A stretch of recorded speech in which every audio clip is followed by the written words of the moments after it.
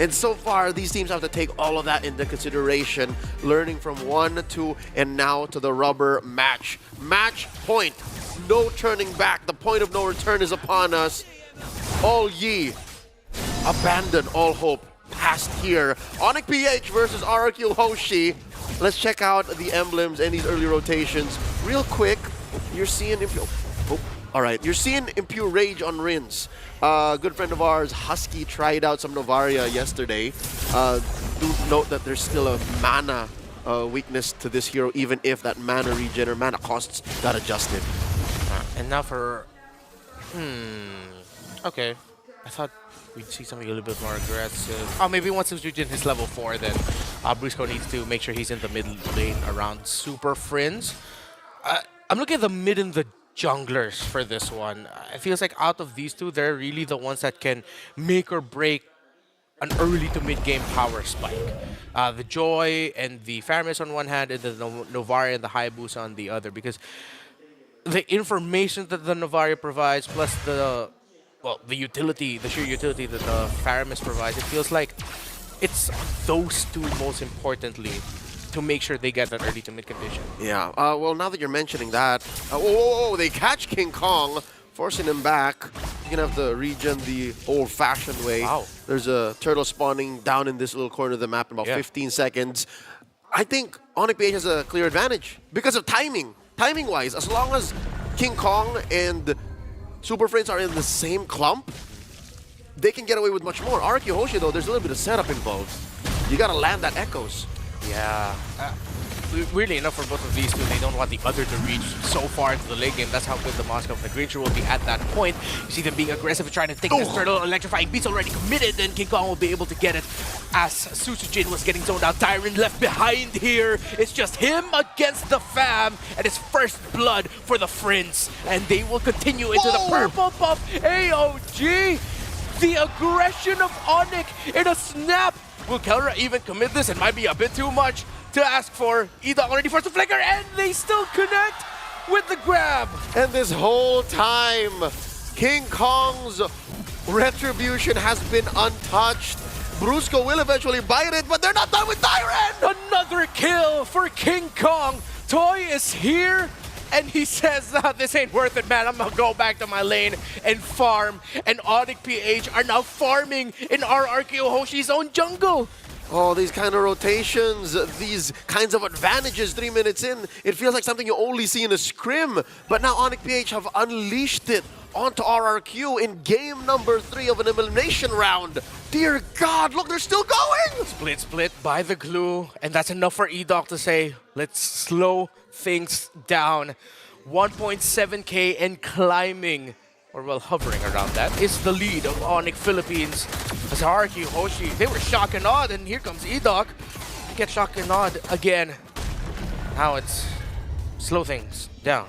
Looking at the items so far, Susujin about maybe 500, 1,000 gold away from his War Axe, so he can only really play defensively. No one he's hitting so far, and I'd say, you know what, about 4 minutes into game number 3, my theory stands true.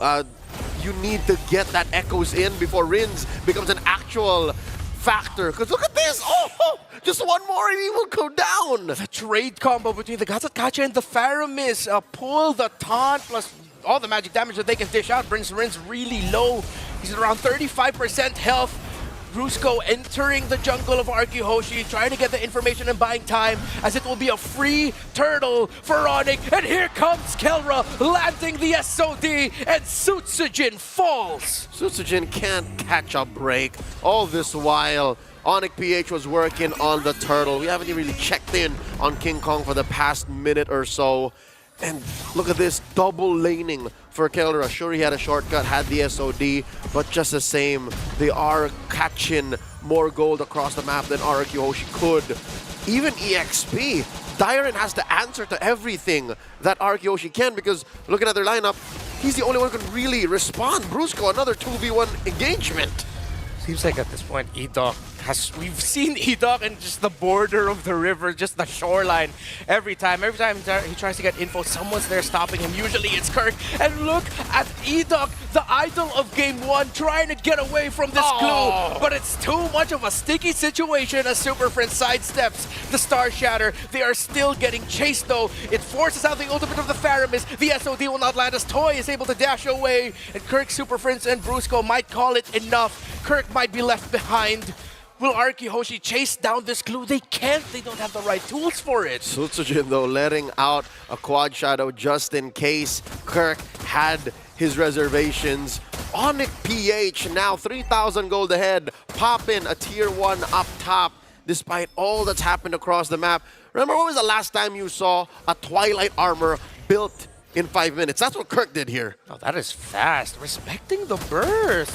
Okay, so since it's only 1 magic damage on the side of RRQ Hoshi, he didn't need to go Radiant, he didn't need to go Athena's. There are 2 bursts, so I like this Twilight. He didn't need to go Antique so soon. Yeah. I reckon he's on his way to just but a casual Dreadnought, since there is a Granger and a Hayabusa. But as it is, he just said, yeah, I just don't want to get bursted. As long as I get my split, I should be fine in these engagements. And that's been paying dividends for ONIC PH. Final turtle of this game spawning upper quarter. 3,000 gold still standing on ONIC PH. Nothing from RRQ so far. It's been tough to be Sutsujin, man. 0-2 this early. Looking for a pull, forcing a Sacred Hammer from Edok. They catch Dyron once more. They see the Hilda, they see the Tig, the Astral Echo sees all those. Spear of Destruction. And AOG! here comes the Super Fam! The Avatar of Guardian by the Bruiser to set things up. And in a snap, 2 fall on the side of Hoshi as Sutsujin will just try to make space in the map as ONIC is making the map theirs. They take priority on the turret in mid. All this while, Sutsujin taking what they could for the kingdom. Tier 1 down bottom, taking down a little bit of breathing room for Toy. And I'd reckon this is ONIC PH taking advantage of that whole Granger situation. Early in the game, without items, the Granger can't hold its own, can't punish opponents that are pushing in forward over and over and over again. The final turtle scored here by ONIC PH.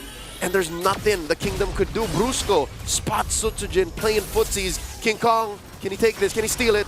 The answer is yes. He does. What? Oh no, he doesn't. He doesn't? Where He did he doesn't. go? Yeah, that's a purple buff under the feet of Sutsujin. Sutsujin took it then. Yeah, The he was still able to retribution experience. still is sharp. All right, so a little bit of a breathing room for Sutsujin as he finally gets a buff. Count their blessings at least. Yeah. Oh, no, you were right. Dreadnought armor for the glue, or as the business would call, a sleeveless anti-cuirass. That's an official thing, right? Just a little bit of protection from Sutsujin and Toy. So far, looking at who's making the most of this lead, I'd reckon would be... I would assume Kelra would be farming on his mind, but no, Toy's actually holding on pretty well. Yep. Toy is sitting at about 100 gold away from Kelra. I think that's also one of the reasons why Sutsujin is just scrambling to get what farm is left for him, because they've also been funneling farm into the Granger. And the gold lane, other than, of course, the gank, was left relatively untouched. That's where it's all at. It's on King Kong and Sutsujin. That's about 3,000 almost between these two. The Super Fam have left RRQ Hoshi thunderstruck so far. 9 minutes into the 3rd game of this best of 3, an elimination match in the opening round of the Snapdragon Pro Series Challenge Finals Playoffs. And it continues just, relentless! They didn't allow Sutsujin to play and they almost took him down there. And now it'll be a punish onto Edok if he cannot get away, but he's forced to commit the flicker. And they are still continuing. They don't want to stop. All right.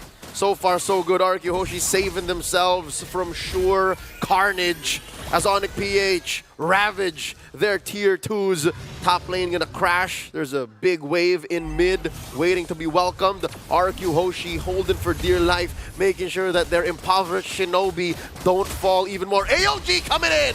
Just to make sure Edok cannot get away. And here comes King Kong! Trying to go after Toy and Sutsujin. It forces out the flicker from the Granger. Sutsujin able to dance away from the Joy. And ONIC PH break their first inhibitor of the game as they slowly break RRQ Hoshi apart. We're approaching 1,000 gold per minute net for RRQ under ONIC PH's boot as we reach the 10-minute mark. The current lead, 9,300. Holy Shields popped all lanes in, and ONIC are just eyeing this Lord. Nothing RRQ could do but to wait inside their base.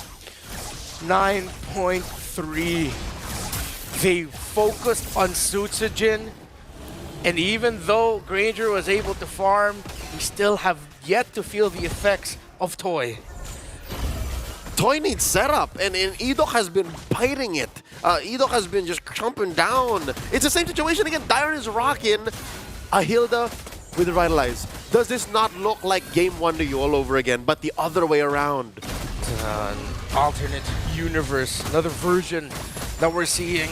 Instead of getting the Hilda for themselves, they ended up with one of the picks that, hell, even RRQ Hoshi made popular in the challenge season with the glue last phase pickup.